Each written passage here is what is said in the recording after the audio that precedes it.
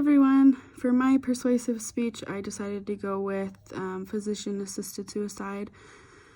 I didn't get a lot of feedback this time on what I should do, so I just picked whichever one sounded more interesting. So let's get started. Is physician-assisted suicide a right or a crime? From the website Medical News Today, they defined it as a deliberate action taken with the intention of ending a life in order to relieve persistent suffering. So it pretty much speaks for itself.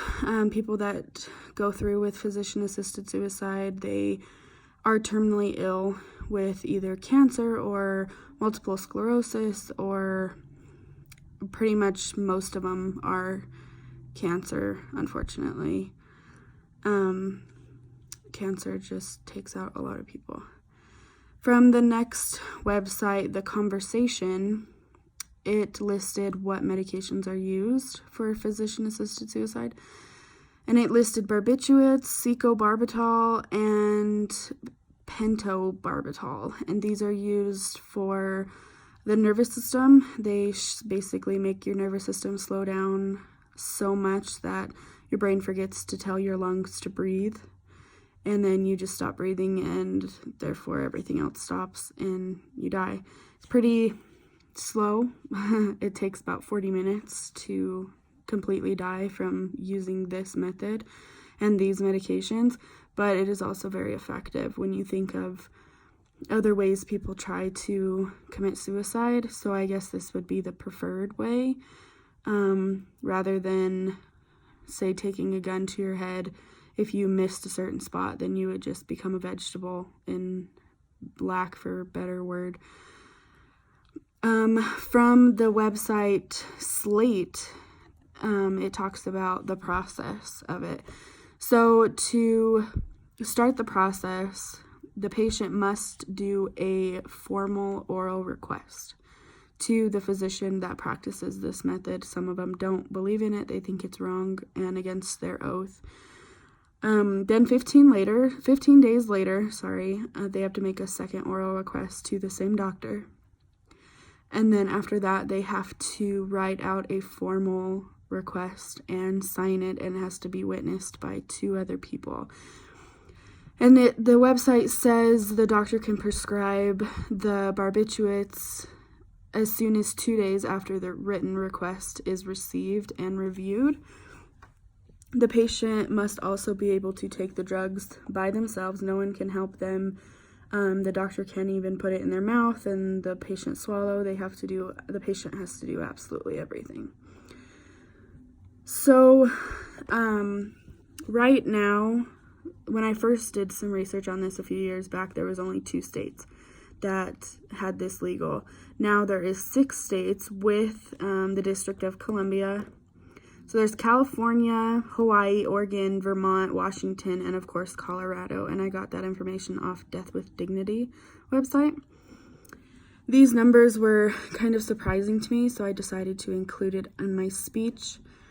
From CNN.com, since 1997, 1,275 people died with physician-assisted suicide in Oregon. In Vermont, 52 people have used this method since 2013. Since 2009, in Washington, 1,364 people have used physician-assisted suicide. And since 2017, 50 people in Colorado have used this method. There's a lot of pros and cons. It kind of just depends on your beliefs. For me, I would say this is probably the best way to go, just because it ends suffering and the patient can die with dignity. If dying with dignity is a thing, most people don't think you have any dignity when you die. I don't know. But it's looked at as a good thing because that person has a choice in how they want to die and when they want to do it. It's just overall better, especially if you have a terminal illness and you're suffering. Why suffer all that time just when you can end it sooner and easier? for some of the rules that are included, you must ask 3 times. You must ask the physician 3 times. One of those was a written request, like I mentioned. You must be at least 18 years old, and you have to have a terminal illness or disease that will kill you within the next 6 months.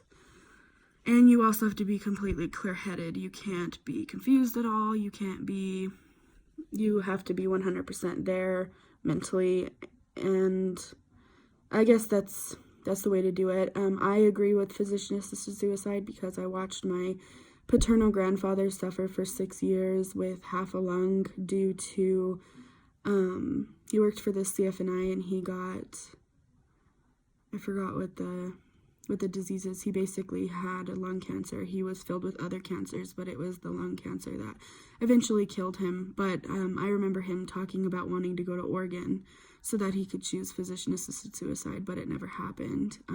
He ended up suffering for a really long time, and it wasn't what if I could have ended his suffering sooner, I would have, for his sake, not for mine, because the 6 years with him I would never trade it, but for his sake, I would have tried everything I could have.